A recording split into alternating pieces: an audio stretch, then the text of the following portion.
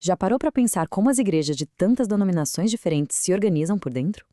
Pois é, por trás de cada uma delas existe uma estrutura, um sistema de governo que foi se moldando ao longo de mais de 2000 anos. Hoje a gente vai mergulhar nos 3 modelos principais de governo de igrejas. Vamos nessa?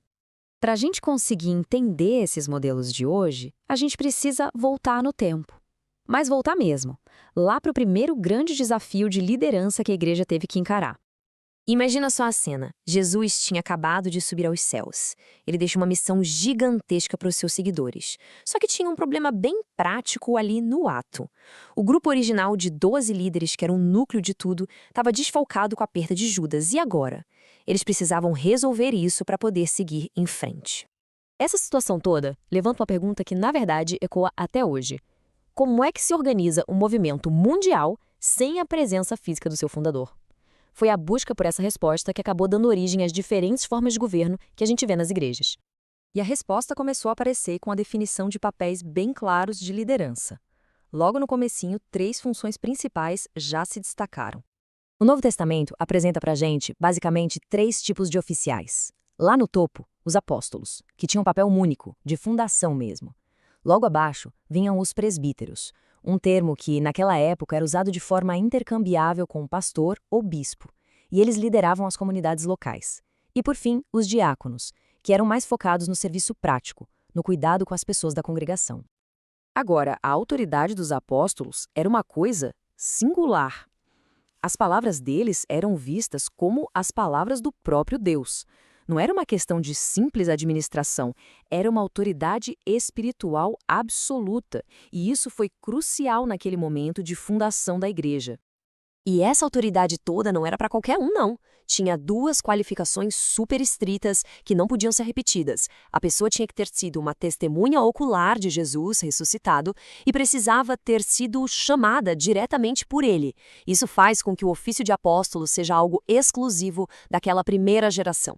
Bom, com o fim da Era dos Apóstolos, a igreja precisou achar novas maneiras de se organizar para continuar crescendo. E foi assim que, ao longo dos séculos, 3 grandes sistemas de governo foram se consolidando.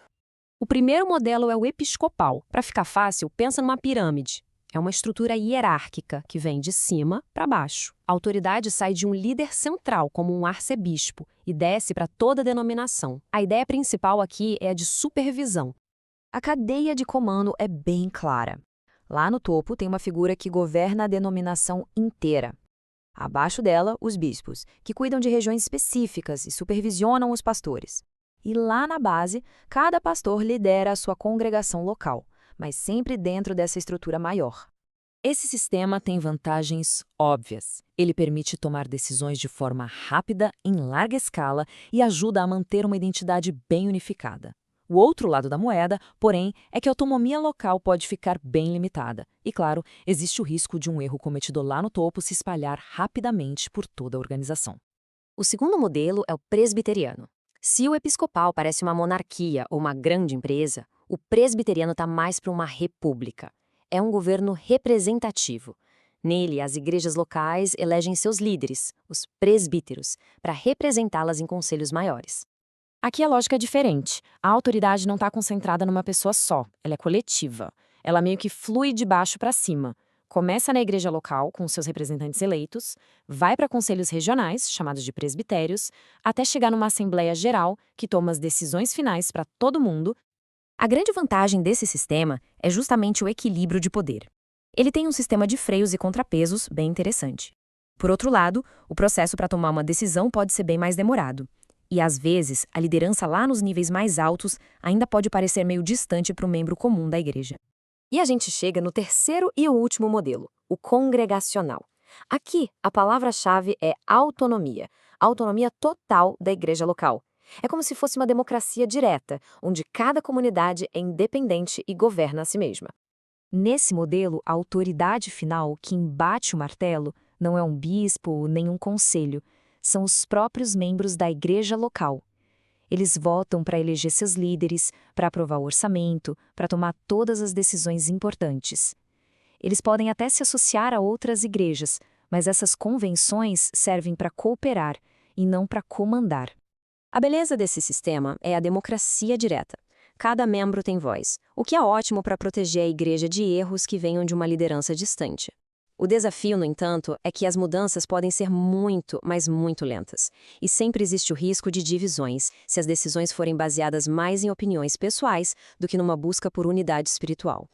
Episcopal, presbiteriano, congregacional, vimos 3 estruturas bem diferentes uma da outra. Mas no fim das contas, será que o modelo, a estrutura em si, é o fator mais importante de todos? A análise nos leva a uma conclusão bem interessante sobre isso. E uma pequena passagem do livro de Efésios na Bíblia nos dá uma pista fundamental sobre o que realmente faz a diferença. E aqui está o pulo do gato. A grande lição é que o sucesso de uma igreja não depende da perfeição da sua estrutura, mas sim do coração, do espírito das pessoas que estão dentro dela. Um sistema que no papel é todo falho pode funcionar super bem se as pessoas forem guiadas por um propósito maior. E o contrário também é verdade. O melhor sistema do mundo pode ruir se for dominado por egoísmo e divisão. E isso nos deixa com uma pergunta que vai muito além das igrejas. Serve para empresas, para governos, para qualquer grupo de pessoas. O que importa mais para o sucesso? Ter a estrutura organizacional perfeita ou ter as pessoas certas com o espírito certo no lugar certo? A lição aqui parece clara. A resposta está no espírito. O que vocês acham?